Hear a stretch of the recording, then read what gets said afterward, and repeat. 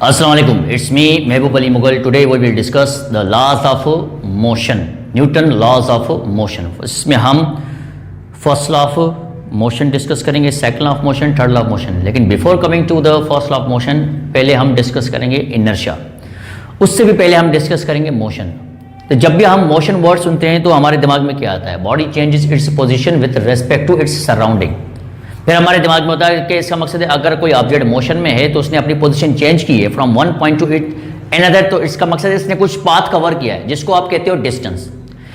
Let suppose करते हैं उसने पाथ कवर किया है 5 किलोमीटर, तो 5 किलोमीटर आपका डिस्टेंस हो गया. लेकिन अगर 5 किलोमीटर इन पर्टिकुलर डायरेक्शन यानी 5 किलोमीटर टूवर्ड्स ईस्ट या नॉर्थ अगर आपको डायरेक्शन गिवन है तो वही 5 किलोमीटर टूवर्ड्स नॉर्थ जो है या ईस्ट जो है वो बन जाता है displacement. Distance in particular direction, तो change in position in particular direction, तो ये आपका हो जाता है डिस्टेंस. और यानी ये आपका हो जाता है डिस्प्लेसमेंट. तो डिस्प्लेसमेंट को आप जज करो विथ रेस्पेक्ट टू टाइम, यानी ऑब्जेक्ट ने कवर किया है displacement from one point to another with respect to time, तो ये आपका हो जाता है वेलोसिटी. और वेलोसिटी आपका वेक्टर क्वांटिटी, तो इसका मकसद है इसको वेलोसिटी को स्प्लिट करोगे तो आपका मैग्नीट्यूड और डायरेक्शन, तो मैग्नीट्यूड आपका क्या हो जाता है? स्पीड, और डायरेक्शन जो भी हो. तो लीनियर मोशन में मैं वाजे कर दूं, लीनियर मोशन में ऑब्जेक्ट की स्पीड अगर सेम है तो उसकी वेलोसिटी भी सेम होती है. उसका रीजन ये है कि उसकी डायरेक्शन तो ऑलरेडी सेम होती है. लीनियर मोशन में ऑब्जेक्ट की डायरेक्शन चेंज नहीं होती, जो स्पीड है वही वेलोसिटी होती है. लेकिन जब बात आती है सर्कुलर मोशन की या रोटेशनल मोशन की, तो ऑब्जेक्ट की डिस्पाइट ऑफ इसका मैग्नीट्यूड सेम है, डिस्पाइट ऑफ उसकी स्पीड सेम है, लेकिन उसकी वेलोसिटी कभी भी सेम नहीं होती. क्यों? क्योंकि इसकी डायरेक्शन हर पॉइंट पर चेंज होती है. और वेलोसिटी के चेंज होने से with respect to time acceleration produce होती है. और उसी के बेसिस पर हम डिस्कस करने जा रहे हैं अब लॉज ऑफ मोशन. तो सबसे पहले हम डिस्कस करते हैं अबाउट इनर्शिया. इनर्शिया क्या है? प्रॉपर्टी ऑफ अ मैटर है, प्रॉपर्टी ऑफ अ बॉडी है which has a tendency to resist any change of state of motion. यानी इसका मकसद है जो ऑब्जेक्ट जो है वो जो रेस्ट में है तो वो रेस्ट में ही रहेगा, या ऑब्जेक्ट जो है वो मोशन में है तो मोशन में ही रहेगा. Body does not want to change its state of motion. That property of a body is called inertia. अगर उस प्रॉपर्टी यानी उस इनर्शिया को चेंज करना है, उस स्टेट को चेंज करना है बॉडी को, तो you have to apply a force. अब यहां पर आ जाते हैं. हैवी बॉडी जो है, heavy body possess more inertia than lighter body. तो रेजिस्टिव फोर्सेस जो है वो हैवी बॉडी पर ज्यादा होती है. टू रेजिस्टिव फोर्सेस का मकसद does not want to change it state. Resistive forces इस पर अप्लाई हो रही हैं जो कि इस बॉडी की स्टेट ऑफ मोशन को चेंज नहीं होने देती. अभी ऑब्जेक्ट अगर रेस्ट में है तो रेस्ट में रहेगी, या फिर मोशन में तो मोशन में रहेगी. अगर आप लोगों ने इस पर अप्लाइड फोर्स अप्लाई किया, अगर आप लोगों ने किसी न किसी तरीके से फोर्स अप्लाई किया, अगर वो फोर्स इनर्शिया से ग्रेटर हो तो फिर बॉडी की जो है स्टेट ऑफ मोशन चेंज हो जाएगी. अगर नहीं होती तो फिर body remain in the state of rest ही रहेगी, या फिर remain in the state of motion ही रहेगी. ये आपकी इनर्शिया. तो inertia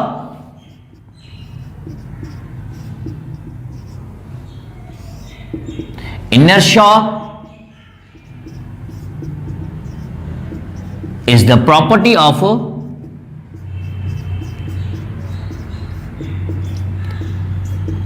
of matter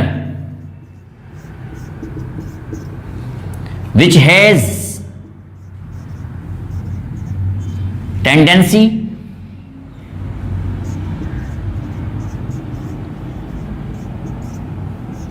to resist or oppose the change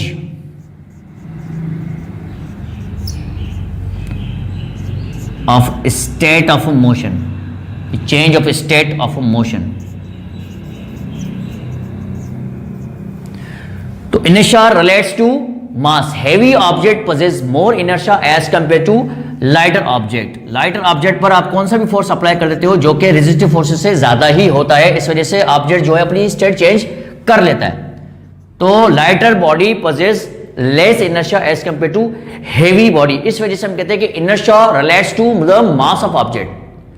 that's why inertia is measured in kilogram.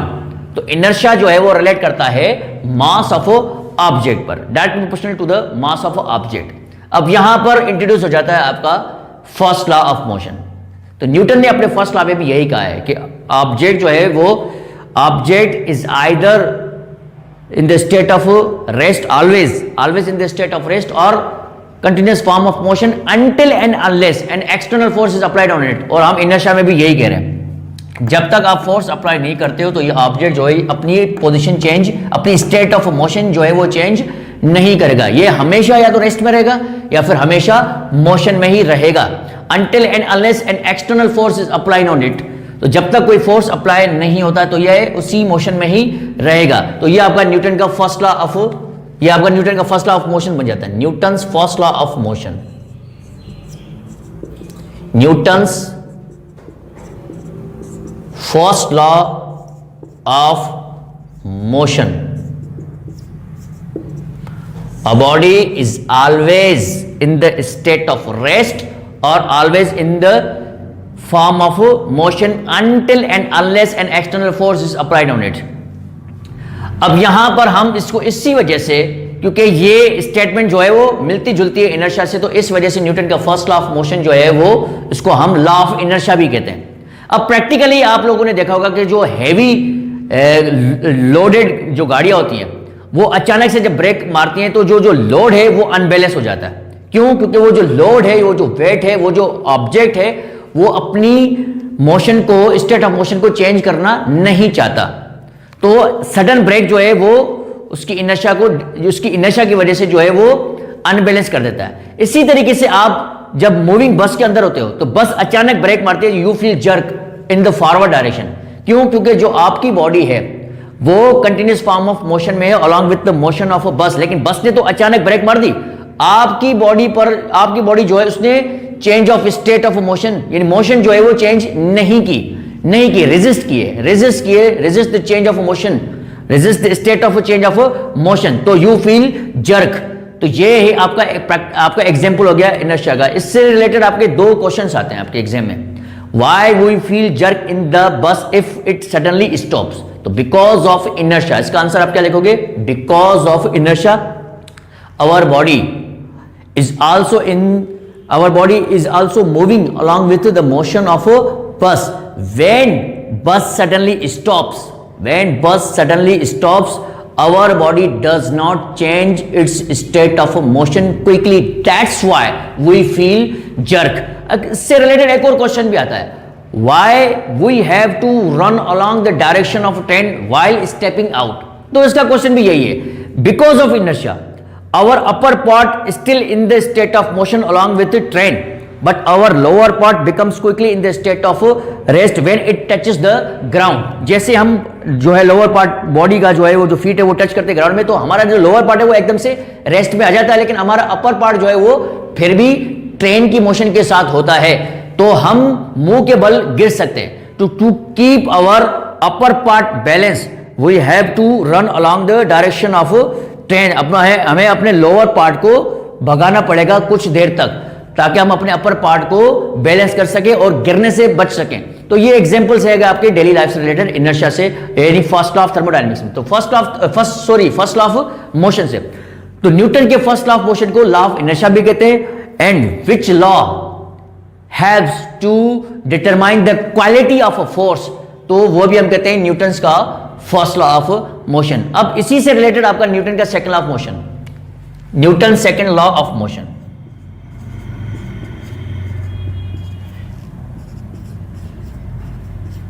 Newton second law of motion. अब न्यूटन के सेकंड लॉ ऑफ मोशन पर आ जाते हैं।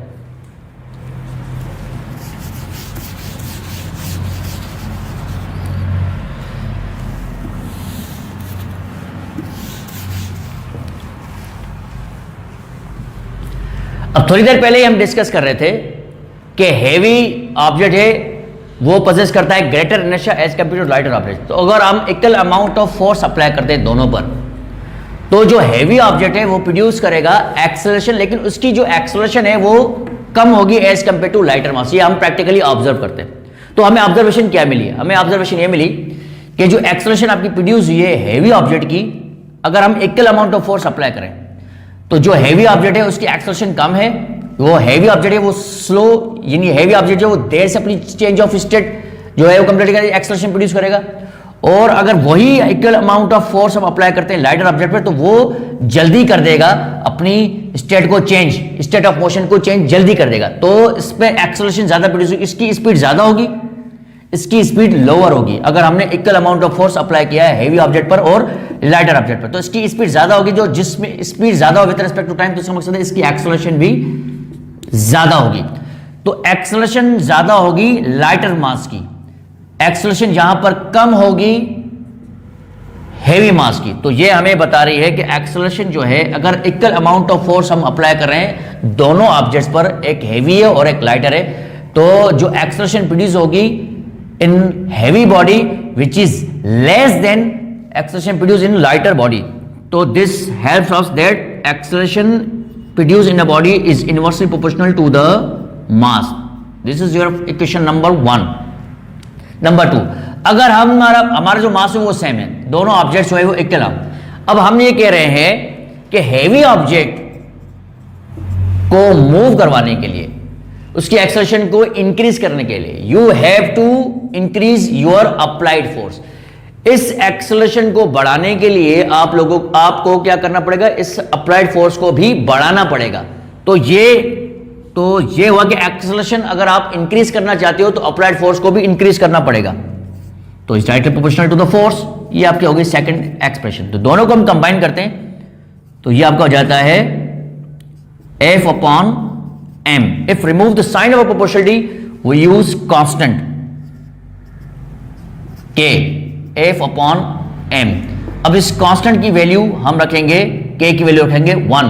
रीजन, क्योंकि हम जब एग्जांपल दे रहे थे फर्स्ट का, तो उसमें हम दे रहे थे इक्वल अमाउंट ऑफ फोर्सेस, यानी इसका मकसद है फोर्स को हम कांस्टेंट रख रहे थे। सेकंड टाइम हमने कहा कि अगर आप लोगों ने आपको इसकी एक्सेलरेशन को बढ़ाना है तो you have to apply force. तो हम जब रेशियो निकालते हैं तो वो रेशियो आपका निकलता है 1।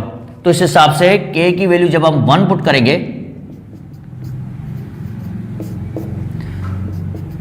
तो ये आपकी एक्सप्रेशन बन जाती है। m आपका डिवीजन में दर्शित करेंगे तो ये a के साथ मल्टीप्लाई हो जाएगा। तो ये आपका हो जाता है F इजिकल टू ma। ये आपकी एक्सप्रेशन आ गई। तो this law helps to determine the quantity of a force. तो पहला लॉ आपका क्या था, क्वालिटी ऑफ फोर्स।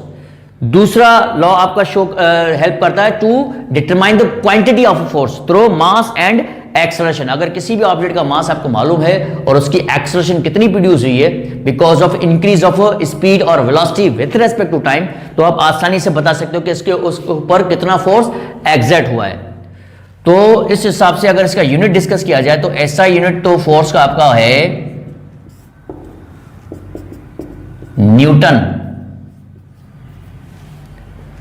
और इसको हम ड्राइव करें तो 1 न्यूटन किसके बराबर होता है, 1 न्यूटन बराबर होता है 1 किलोग्राम मीटर पर सेकंड स्क्वायर। इस हिसाब से अगर आप लोग इसको सीजीएस में कन्वर्ट करना चाहो तो फोर्स का यूनिट सीजीएस में होता है डाइन। तो यहां पर 1 डाइन जो है वो बराबर हो जाता है 1 ग्राम सेंटीमीटर पर सेकंड स्क्वायर। अब हम कंपेयर करते हैं ऐसा यूनिट को एमकेएस को सीजीएस के साथ। अगर हम कंपेयर करने पर आए तो ये 1 न्यूटन जो थोड़ी देर पहले हमने डिस्कस किया है वो है किलोग्राम के, किलो मीन्स 1000 ग्राम, और 1 मीटर में 100 सेंटीमीटर पर सेकंड स्क्वायर। तो 1000 को 100 से मल्टीप्लाई करेंगे तो ये आपका हो जाएगा 10⁵ ग्राम सेंटीमीटर पर सेकंड स्क्वायर, जो कि बराबर किसके, डाइन के। तो 1 न्यूटन में 10⁵ डाइन हो जाते हैं। तो 1 डाइन में कितने न्यूटन हो जाएंगे, 1 डाइन में आपके 10⁻⁵ न्यूटन हो जाएंगे। इसी तरीके से एफपीएस पर जब जाते हो तो एफपीएस में आपका फोर्स जो है वो फंडामेंटल क्वांटिटी है। तो एफपीएस में फोर्स आपका फंडामेंटल क्वांटिटी, तो उसमें यूनिट आपका हो जाता है पाउंड। एलबी से हम इसको शो करते हैं। तो 1 एलबी में कितने न्यूटन होते हैं, 4.5 न्यूटन है। तो ये आप क्या कन्वर्जन होता है, आपके यूनिट्स हो जाते हैं फोर्स के। इसका डायमेंशन अगर हम कैलकुलेट करने पर आए उसका डायमेंशन बनता है किलोग्राम जो है कि यूनिट है मास का, मीटर जो कि यूनिट है लेंथ का, और सेकंड जो कि यूनिट है टाइम का, जिसके ऊपर स्क्वायर है। तो ये इसका डायमेंशन हो गया m/t-2। ये आपका डायमेंशन बन जाता है फोर्स का। तो ये आपका हो गया सेकंड लॉ ऑफ मोशन। इसी से रिलेटेड आपका है third law of motion. Third law of motion में सबसे पहले हम एक एग्जांपल डिस्कस करते हैं। भाई आइसोलेटेड सिस्टम की हम बात कर रहे हैं। लेट सपोज करते हैं आइसोलेटेड सिस्टम। आइसोलेटेड सिस्टम, इसका मकसद है किसी किस्म की कोई एक्सटर्नल फोर्स दो बॉडीज की जो है वो वाइल्ड कोलिजन अप्लाई नहीं हो। अब ये ऑब्जेक्ट जो है जब जैसे इस पर स्ट्राइक करेगा वाइल्ड कोलिजन, तो इस पे ऊपर फोर्स एग्जर्ट करेगा। सिमिलरली ये ऑब्जेक्ट भी इसके ऊपर opposite force, equal and opposite force apply करेगा। कैसे? अगर ये दो ऑब्जेक्ट आपस में कोलाइड करते हैं तो ये ऑब्जेक्ट पहले स्लो था और ये पहले इसकी स्पीड ज्यादा थी। जैसे कोलाइड करेंगे तो जिसकी स्पीड ज्यादा थी वो हो जाती है स्लो, और जिसकी स्पीड स्लो थी वो बन जाती है फास्ट। तो स्पीड के इंक्रीज होने से with respect to time acceleration produce होगी, और स्पीड के डिक्रीज होने से विथ रेस्पेक्ट टू टाइम भी एक्सेलरेशन प्रोड्यूस होगी। तो इस एक्सेलरेशन को हम कहेंगे रिटार्डेशन, और इस एक्सेलरेशन को कहेंगे पॉजिटिव एक्सेलरेशन। तो ये पॉजिटिव एक्सेलरेशन यकीनन फोर्स जो कि बॉडी ए ने बॉडी बी पर लगाया है, इसी तरीके से बॉडी बी ने भी बॉडी ए पर फोर्स अप्लाई किया है ड्यूरिंग कोलिजन, जिसकी स्पीड रिड्यूस हो गई है, रिटार्डेशन, जो कि अपोजिट डायरेक्शन में है। तो every action as an equal and opposite reaction, ये आपका है न्यूटन का थर्ड लॉ। तो जब भी रॉकेट मूव करता है अपवर्ड डायरेक्शन में तो उसका धुआं जो है वो डाउनवर्ड डायरेक्शन में होता है। तो ये भी आपका क्या है? रिएक्शन है। इसी तरीके से अब जब हम बॉल को जो है टूवर्ड्स, अब जो है इलास्टिक मटेरियल का बॉल हो, रबड़ बॉल हो, अगर इस बॉल को हम हिट करते हैं किसी भी वॉल पर तो वो बॉल रिटर्न बैक करता है। अब किसी भी ऑब्जेक्ट को हम जो है वो ड्रॉप करते हैं, अगर वो रिटर्न बैक करता है टू द सेम हाइट, तो उसका मकसद है एक्शन का रिएक्शन हुआ है, इक्वल अपोजिट रिएक्शन। तो इक्वल एंड अपोजिट रिएक्शन, तो every action has an equal and opposite reaction. इसी तरीके से अगर कोई भी ऑब्जेक्ट किसी भी स्प्रिंग के साथ आपने अटैच कर दिया तो ये इसकी मीन पोजीशन है। अगर आप लोगों ने इस पर फोर्स अप्लाई किया, ये आप हो गया force, applied force to stretch it at a distance x। जैसे आप इसको रिलीज करोगे तो यहां पर एक और फोर्स एग्जर्ट होगा जो कि स्प्रिंग लगाएगा, इस ऑब्जेक्ट को रिटर्न बैक करेगा टुवर्ड्स इट्स मीन पोजीशन। तो इस फोर्स को हम कहते हैं रीस्टोरिंग फोर्स, रीस्टोरिंग फोर्स। तो यहां पर भी आपका अप्लाई हो जाता है न्यूटन का third law, action has an equal and opposite reaction. तो every action has an equal and opposite reaction. तो ये आपका हो जाता है न्यूटन का थर्ड लॉ। तो इसी बातों ही बातों में हमने तीनों लॉज को डिस्कस कर दिया है। If you have any question related to laws of Newton laws of motion, you can ask in comment session. Thank you very much.